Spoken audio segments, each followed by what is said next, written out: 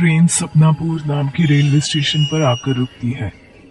डिब्बे से राजू नाम का नौजवान बाहर निकलता है, लेकिन स्टेशन पर उसे चारों तरफ डरावने लोग घूमते हुए दिखाई देते हैं।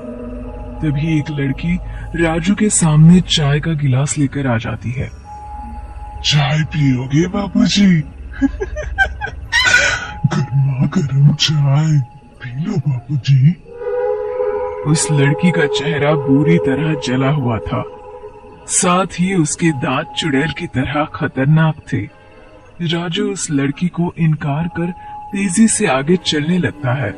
तभी एक कुबड़ा आदमी राजू का रास्ता रोक लेता है। बाबूजी, आप मेरी पीठ पर बैठ जाओ, मैं आपको आपकी मंजिल तक पहुंचा दूंगा।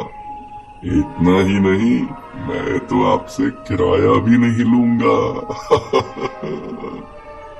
कुबड़े आदमी की दोनों आंखों से खून बह रहा था और साथ ही उसने अपने हाथ में एक मरी हुई बिल्ली को भी पकड़ रखा था। तभी अचानक वो राजू का हाथ पकड़ लेता है। छोड़, मुझे छोड़। फिर राजू कुबड़े को धक्का देकर जमीन पर गिरा देता है और तेजी से स्टेशन से बाहर भाग जाता है। राजू बिना पीछे मुड़े भागना जारी रखता है।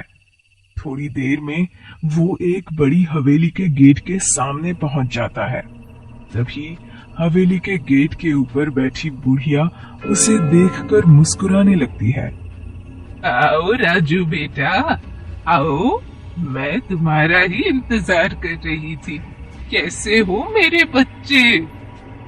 बुढ़िया की दोनों आंखें चमक रही थी। उनसे आने वाली रोशनी राजू की आंखें बर्दाश्त नहीं कर पा रही थी। तभी बुढ़िया जोर जोर से हंसने लगती है। राजू वहां से भागने की कोशिश करता है, लेकिन बुढ़िया के लंबे हाथ उसकी गर्दन पकड़ लेते हैं। छोड़ो, मुझे छोड़ो।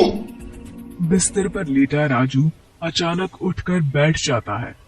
तभी राजू के पास लेटी उसकी पत्नी कविता राजू को पकड़ लेती है। क्या हुआ राजू? फिर से डरावना सपना देखा क्या? हाँ, पता नहीं वही सपना मुझे बार बार क्यों दिखाई देता है। आखिर मैंने ऐसा कौन सा पाप किया है जो मेरी रातों की नींद दुश्वार हो गई है? ये लो, ये नींद की गोली खाकर सो जाओ। शाम को हमें तुम्हारे माता पिता से मिलने जाना है।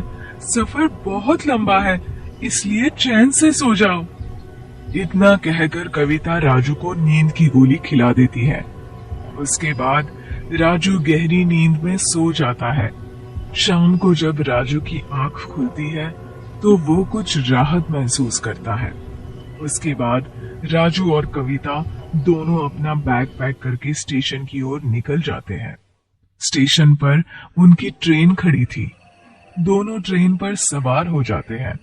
फिर काफी घंटों के सफर के बाद आधी रात को वो ट्रेन सपनापुर के स्टेशन पर पहुंचती है। स्टेशन पर सपनापुर का बोर्ड देख राजू की आंखें फटी की फटी रह जाती है। कविता, वो देखो, इस स्टेशन का नाम सपनापुर है। यही स्टेशन तो मैं सपने में देखा करता हूँ। इसका मतलब यह स्टेशन सच में है। जरूर यहीं पर मुझे मेरे सवालों के जवाब मिलेंगे। चलो नीचे उतरते हैं। हाँ, तुम ठीक कहते हो। रोज रोज घुट घुट के मरने से अच्छा है आज सच्चाई जान ही लेते हैं। उसके बाद वो दोनों अपना सामान लेकर स्टेशन पर उतर जाते हैं। राजू नजर घुमाकर देखता है। चारों तरफ का नजारा सामान्य था। उसके बाद वो दोनों स्टेशन से बाहर निकलते हैं। इसी रास्ते पर भागते हुए मैं एक हवेली के सामने पहुंचा था। अगर ये स्टेशन है तो वो हवेली भी जरूर होगी। उसके बाद वो दोनों तेजी से आगे चलने लगते हैं। थोड़ी देर के बाद वे दोनों एक बड़ी हवेली के गेट के सामने पहुंच जाते हैं। मुझे अपनी आंखों पर यकीन नहीं हो रहा। यह तो वही मेरे सपने वाली हवेली है। आ गए राजू बेटा, तुमने आने में बहुत देर कर दी। ओह, मैं कितने सालों से तुम्हारा इंतजार कर रही हूँ। बुढ़िया के रोने की आवाज सुनकर राजू और कविता दोनों चौंक जाते हैं, लेकिन उन्हें अपने सामने कोई दिखाई नहीं देता। तभी दीवार के पीछे से एक बुढ़िया लाठी के सहारे चलते हुए उन दोनों के पास आती है। बुढ़िया राजू के पास आकर उसके चेहरे को अपने हाथों से पकड़ लेती है और उसके माथे को चूमने लगती है। आप कौन हो और आप मुझे कैसे जानती हो? तभी वहां हवेली का चौकीदार आ जाता है। अरे राजू बाबू, यह आपकी दादी है, कई सालों से आपका इंतजार कर रही है। लेकिन मम्मी डैडी ने तो कहा था कि दादी बिना बताए कहीं चली गई है। काफी खोजबीन के बाद भी दादी का कुछ पता नहीं चला। हकीकत कुछ और है बेटा, हवेली में अंदर चलो, तुम्हें सब पता चल जाएगा। उसके बाद राजू और कविता हवेली के अंदर चले जाते हैं। फिर बुढ़िया रसोई घर में जाकर उन दोनों के लिए खाना लेकर आती है और दोनों को अपने हाथों से खाना खिलाती है। देखते ही देखते सवेरा हो जाता है। सवेरा हो गया बेटा, अब मुझे जाना होगा। मैं शाम को फिर वापस आऊंगी। लेकिन दादी, आप कहाँ जा रही हो? मेरे पास रहो ना। बेटा, कई सालों से मैं रोज सुबह से शाम तक मंदिर में भगवान का जाप करती हूँ। मैं अपना ये नियम नहीं छोड़ सकती। अच्छा, मैं जा रही हूँ, शाम को मिलूंगी। उसके बाद बुढ़िया वहां से चली जाती है। थोड़ी देर के बाद कविता हवेली के बरामदे में आकर चौकीदार को आवाज लगाने लगती है, लेकिन वो भी कहीं दिखाई नहीं देता। राजू, चौकीदार काका कहाँ चले गए? मुझे कुछ सामान मंगाना था। पता नहीं, कहीं दिखाई नहीं दे रहे हैं। चलो हम दोनों ही बाजार से कुछ सामान ले आते हैं, इसी बहाने यह इलाका भी घूम लेंगे। उसके बाद वो दोनों पास के बाजार में सामान लेने पहुंच जाते हैं।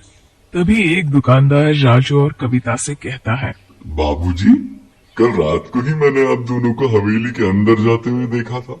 मुझे तो लगा आप दोनों लौट कर वापस ही नहीं आओगे, लेकिन आप दोनों को सही सलामत देख बहुत खुशी हुई। तुम इस तरह की बातें क्यों कर रहे हो? आखिर उस हवेली में ऐसा क्या है? अरे वो एक भूतिया हवेली है, वहाँ एक बुढ़िया और एक चौकीदार की आत्मा भटकती है। ये सुनते ही राजू और कविता हैरानी से एक दूसरे को देखने लगते हैं। ये तुम क्या बकवास कर रहे हो? वो मेरी दादी है और वो चौकीदार, वो भी सही सलामत है। रात को दादी ने अपने हाथों से खाना बनाकर हम दोनों को खिलाया है। तुम ऐसी बकवास क्यों कर रहे हो? सुबह सुबह नशा करके बैठे हो क्या? तभी वहाँ दुकानदार की पत्नी आ जाती है। नहीं बाबूजी, ये नहीं पीते, ये पूरी तरह होश में है और इनकी कही गई बात 16 आने सच है बाबूजी। गांव में तुम किसी से भी पूछोगे तो वो भी तुम्हें यही कहानी सुनाएगा। अगर यकीन नहीं आता तो शाम होते ही हवेली के पीछे जो इमली का पेड़ है वहाँ चले जाना, तुम्हें सच्चाई पता चल जाएगी। राजू, इन दोनों की बातें सुनकर तो मुझे बहुत डर लग रहा है। चलो यहाँ से चलते हैं। उसके बाद राजू अपना शक दूर करने के लिए उस इलाके के दूसरे लोगों से भी पूछताछ करता है। सभी लोग दुकानदार और उसकी पत्नी की कही गई बातों को दोहराने लगते हैं। सभी लोग सच्चाई जानने के लिए राजू को शाम होते ही इमली के पेड़ के पास जाने की सलाह देते हैं। आखिर इस इमली के पेड़ के नीचे ऐसा क्या है जो सब लोग हमें वहां जाने के लिए कह रहे हैं? देखो राजू, यहाँ के लोग और उनकी बातें बहुत ही अजीब है। मेरा तो दिमाग काम नहीं कर रहा, सोचने समझने की शक्ति खत्म हो गई है। अब चाहे कुछ भी हो, हमें अंधेरा होने का इंतजार करना होगा। उसके बाद हम इमली के पेड़ के नीचे जाकर देखेंगे, वहीं हमें हमारे सवालों के जवाब मिलेंगे। फिर काफी इंतजार के बाद आखिरकार सूरज अलविदा कहता है और चारों तरफ अंधेरा छा जाता है। उसके बाद राजू और कविता दोनों सहमे हुए हवेली के पीछे मौजूद इमली के पेड़ की ओर बढ़ने लगते हैं। आखिर हवेली का राज क्या है? क्या सच्चाई है इमली के पेड़ की? आगे क्या होगा राजू और कविता के साथ? अगर आप भी इन सब सवालों की जवाब जानना चाहते हैं और इस कहानी का अगला भाग देखना चाहते हैं तो हमें कमेंट करके जरूर बताएं।